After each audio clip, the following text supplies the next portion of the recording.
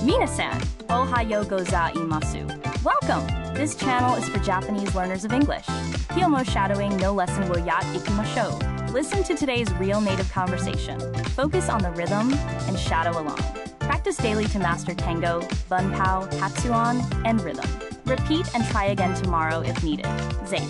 Chenaru no Toroku. Wo onegai shimasu. Okay, are you ready? Here we go.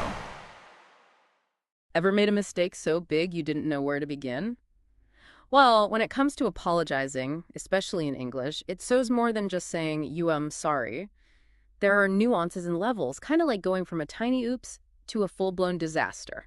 Right? It's like you bump into someone that's a sorry, but accidentally send the wrong email to the entire company. That needs a whole different kind of apology. It's more than just my bad. Exactly. A simple my bad just won't cut it for bigger screw-ups.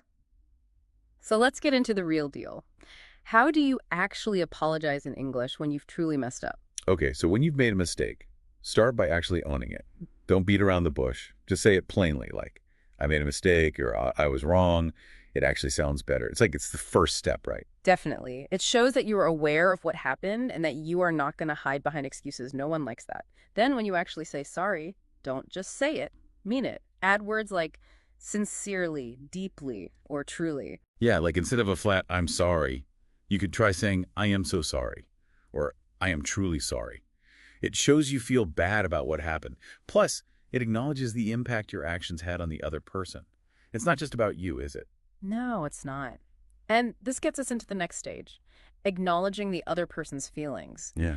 It is not enough to just feel bad. You got to show you understand how your actions affected the other person. Right. Empathy goes a long way. Instead of just saying, I'm sorry, try adding, I understand how this is frustrating, or I realize my actions have upset you.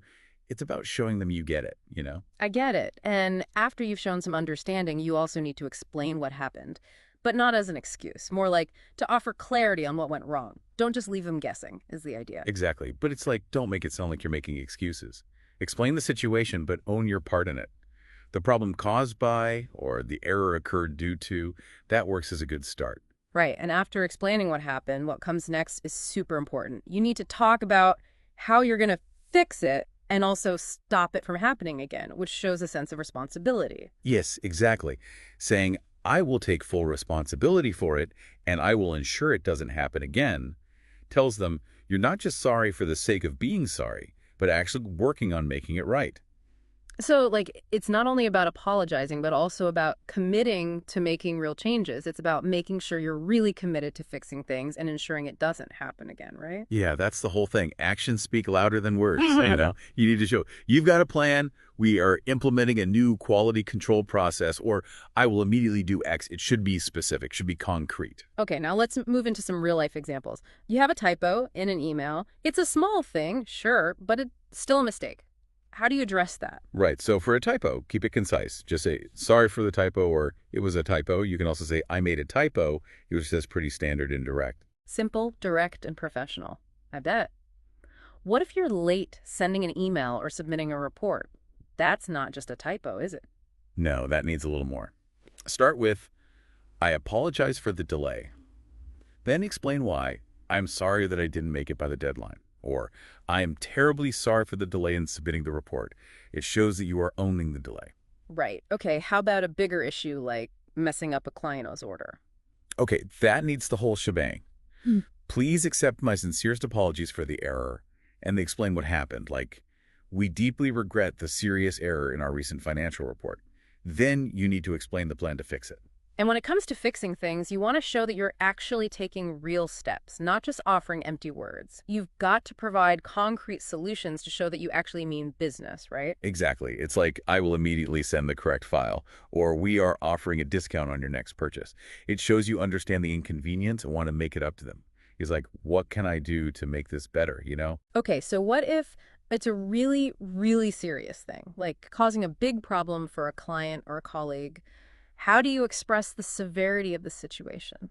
Then you bring out the big guns. Instead of, I am sorry, go for, please accept our deepest apologies, or I can't apologize enough.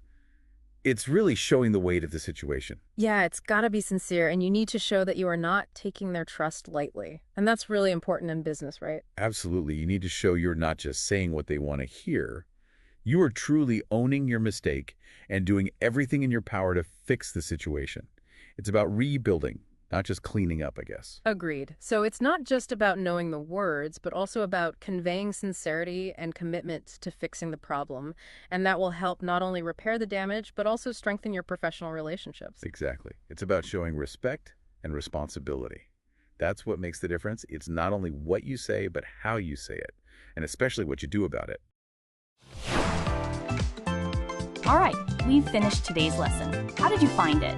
理解できない部分はありませんでしたか? Repeat and try again tomorrow if needed.